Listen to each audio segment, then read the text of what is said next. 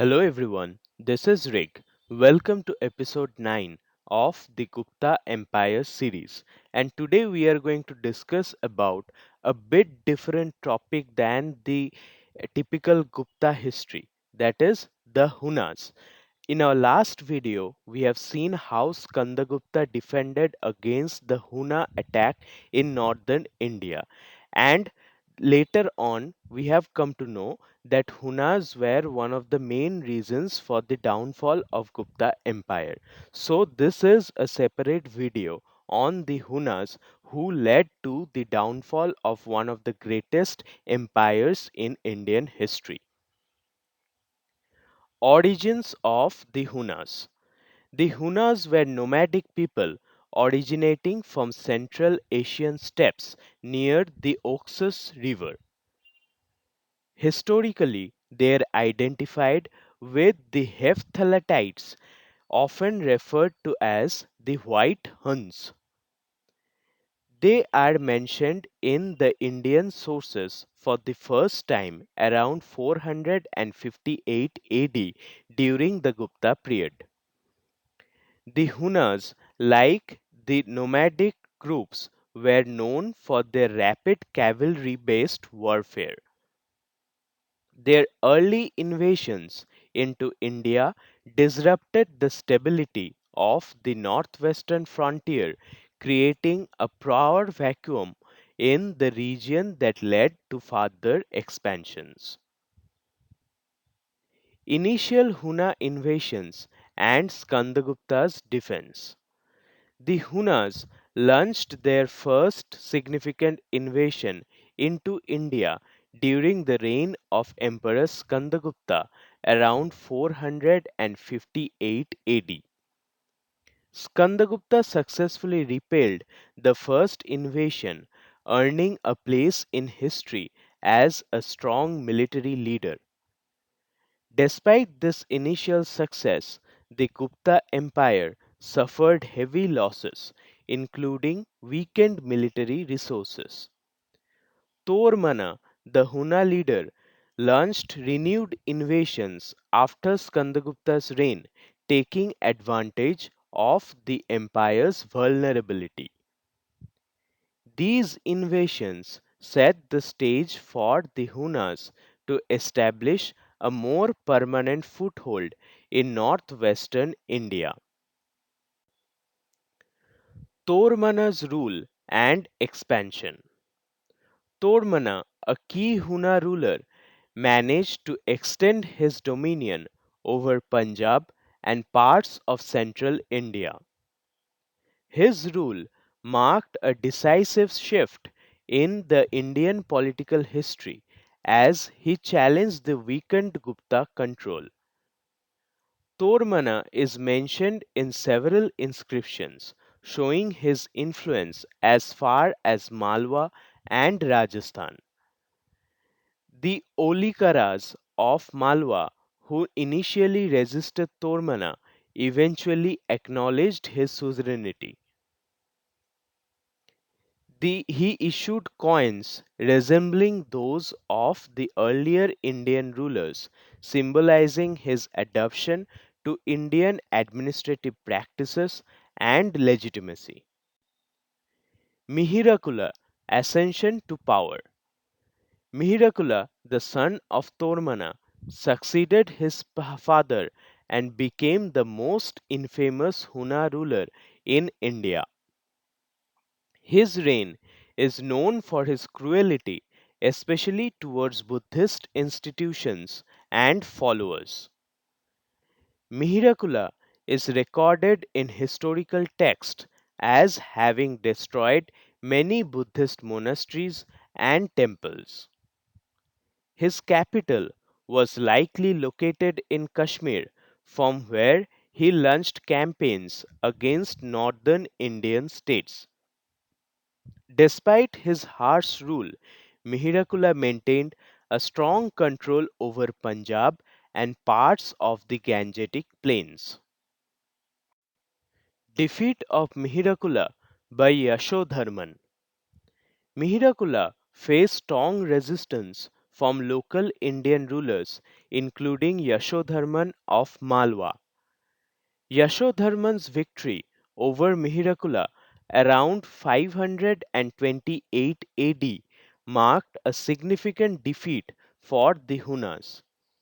The battle mentioned in inscriptions effectively ended Mihirakula's ambitions in central India and western India. Despite the loss, Mihirakula continued to rule over Kashmir and parts of northwestern India for a few more years.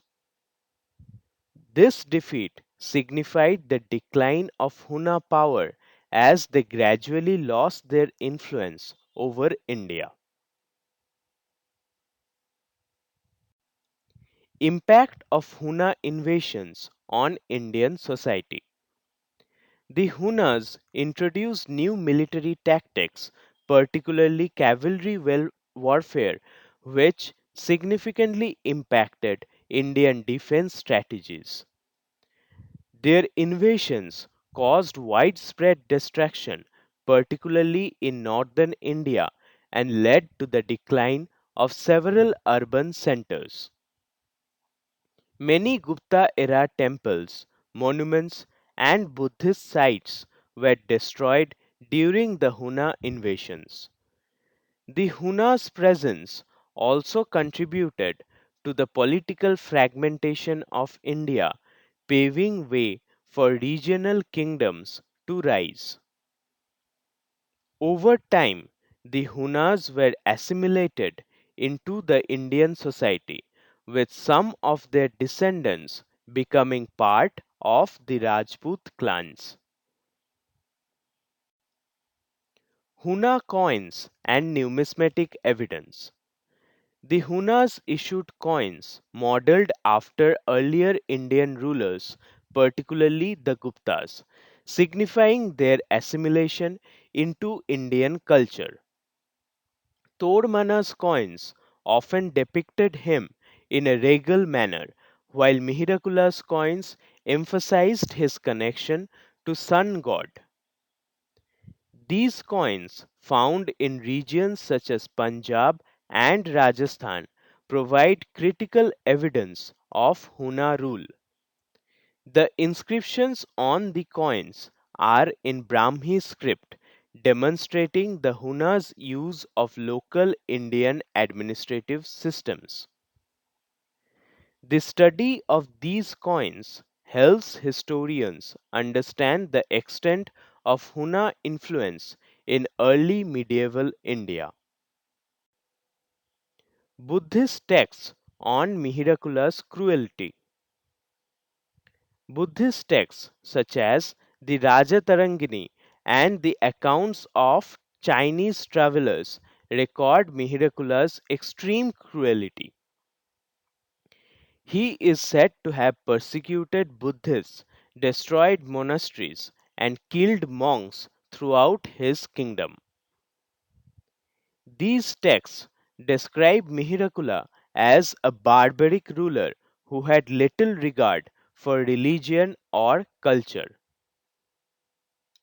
Despite his brutal reign, Buddhism continued to survive in the regions outside his control, such as southern India and Sri Lanka. The destruction caused by Mihirakula's reign left a lasting scar on the Indian religious and cultural heritage. Huna influence on Indian art and architecture.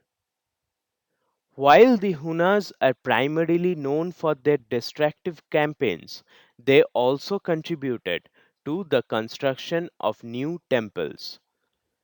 Mihirakula, despite his persecution of Buddhists, is credited with building a grand sun temple in Kashmir. The architectural style of the Huna period shows a blend of Central Asian and Indian influences. Despite their short lived rule, the Huna period marked a transition in Indian art, particularly in the use of stone for temple construction. Archaeological finds from the period, including pottery and sculptures, reveal a mix of cultural influences from Central Asia and India. Political fragmentation after the Huna rule. The Huna invasions accelerated the decline of Gupta Empire, leading to political fragmentation across northern India.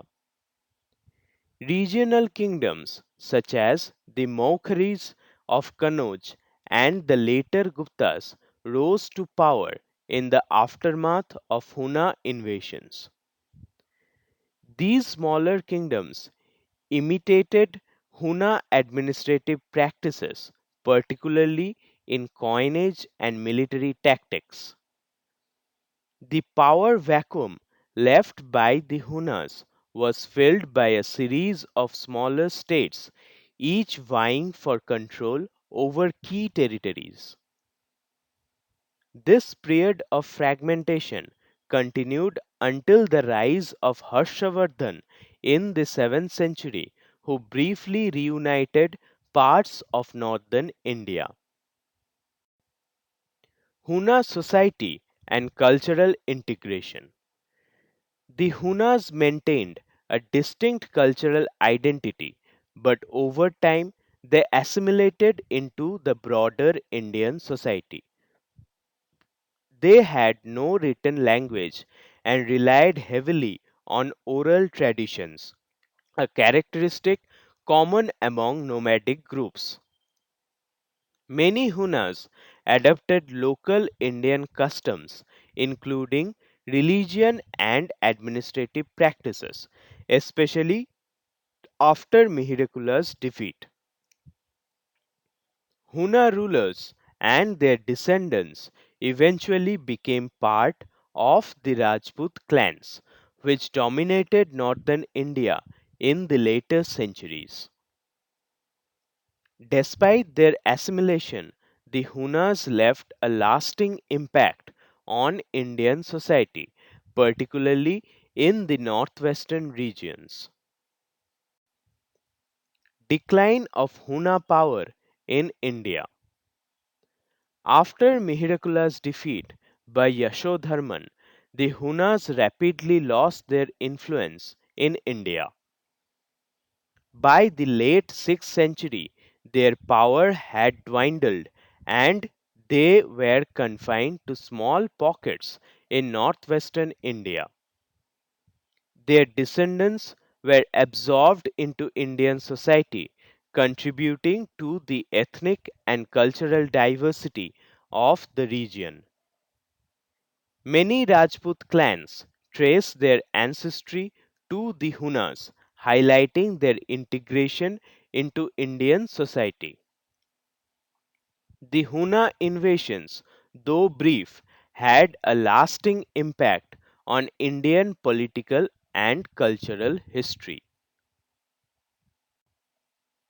Mihirakula's legacy and historical impact.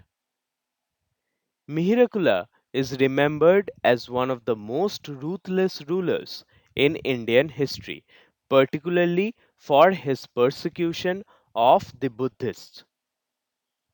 His reign marked the peak of Huna power in India, but also the beginning of their decline after his defeat by Yashodharman. Despite his cruelty, Mihirakula's reign left behind important archaeological remains, including coins and inscriptions. Historians view Mihirakula's rule as a critical period in early medieval India, marking the transition from Gupta dominance to regional fragmentation. His legacy is largely negative, but his impact on Indian political history is undeniable. End of Huna rule in India. By the end of 6th century, the Huna presence in India had all but disappeared, with their territories reclaimed by local rulers.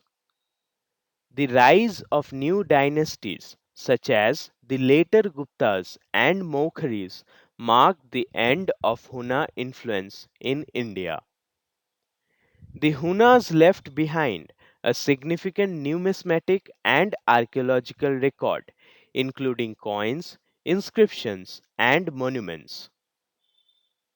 Their innovations contributed to the decline of classical Indian civilization but also paved the way for new cultural and political developments. The integration of Huna descendants into the Indian society, particularly through the Rajput clans, ensured their lasting legacy in the Indian history. So that was all about the Huna invasions in India. This was an important video because even though the Hunas did not rule in India for a very long time, but still their intrusion into the Indian subcontinent has a very lasting impact in ancient Indian history. I make videos in this channel regarding Indian history, so please support me so that I can bring brighter contents in future. Thank you so much for your love and support.